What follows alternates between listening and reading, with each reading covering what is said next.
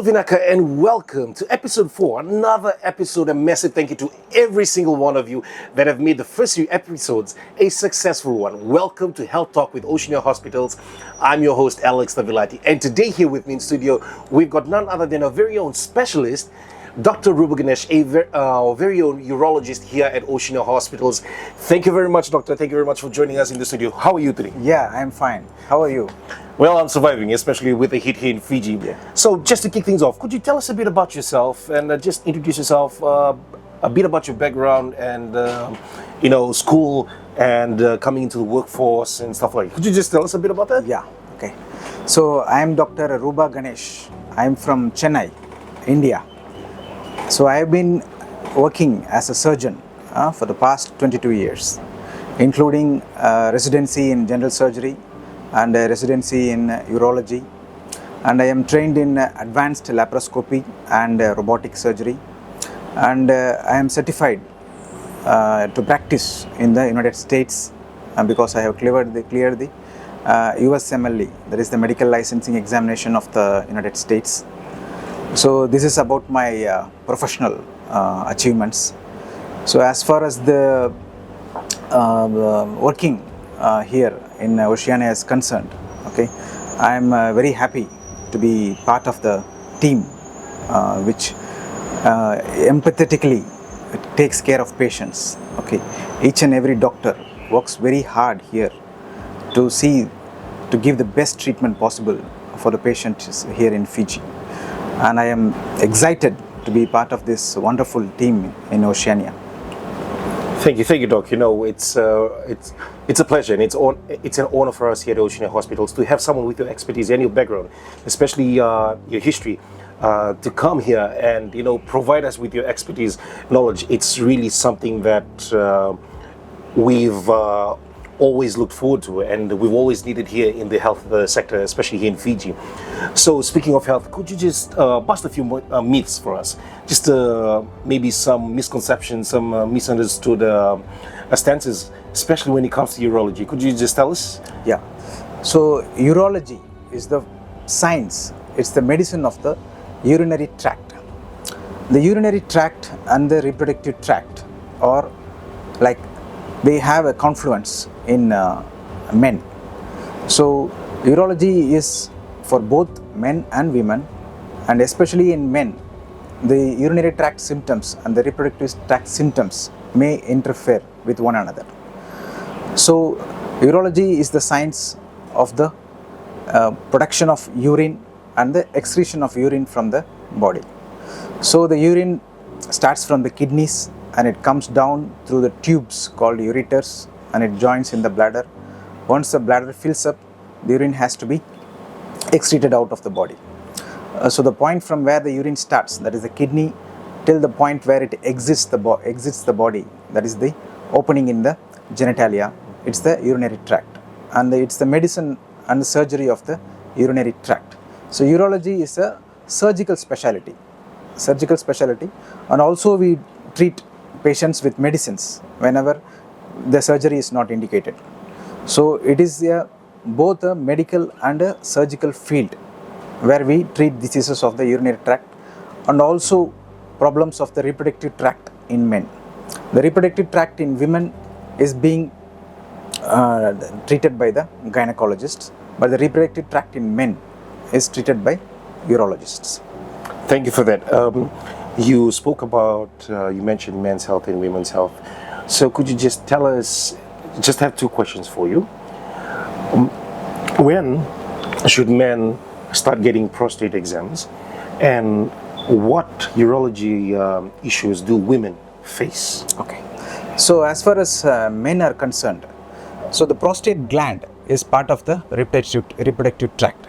So the prostate gland is situated right next to the exit of urine from the bladder.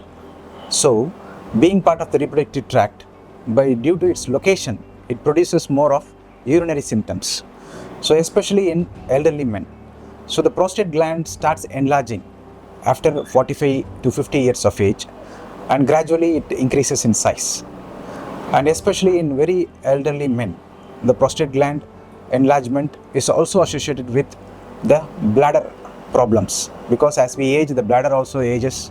So the bladder also will not be working like it used to work in young age.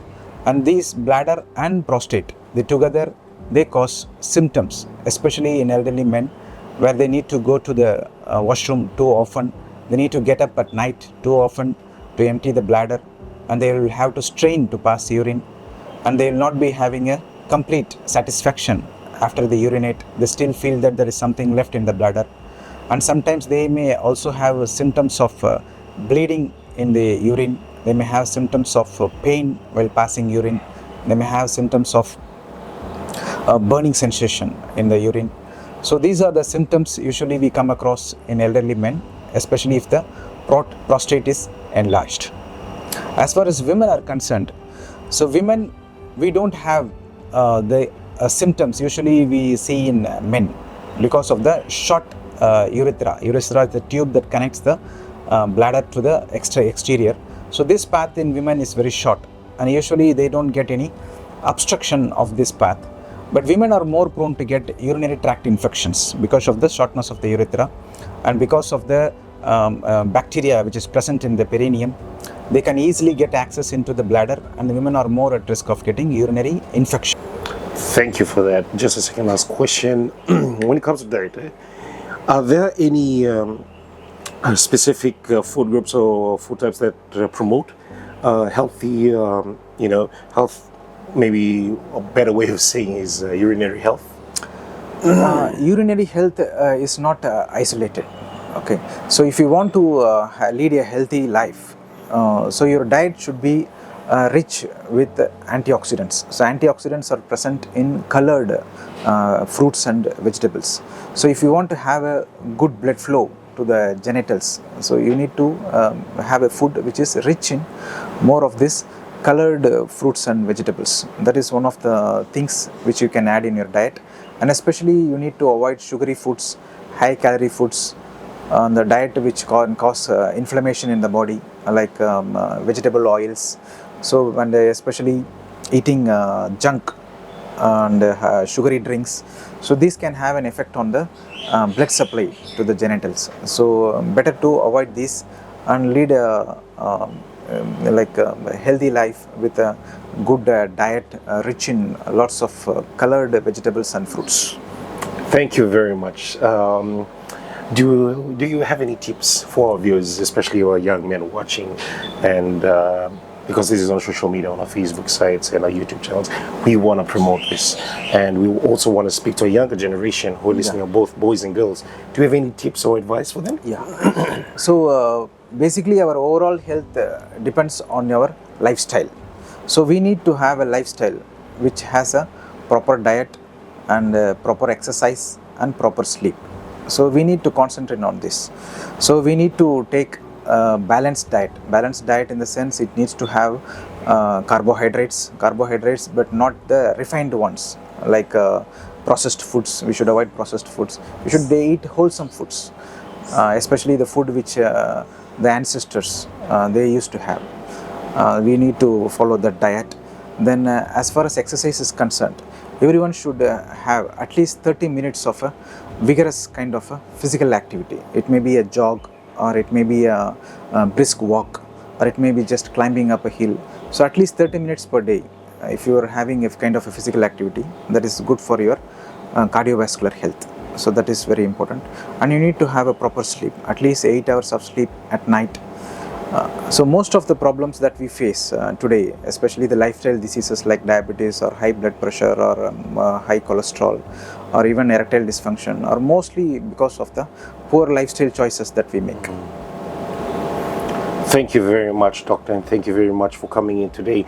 And there you have it, ladies and gentlemen. And to all our viewers, remember, DVC, determination, vision, and courage is all you need to take care of your urinary health. So from us here at Health Talk with Oceania Hospital, thank you very much, and thank you for boosting up the first 3 episodes of our podcast. Thank you, Doctor.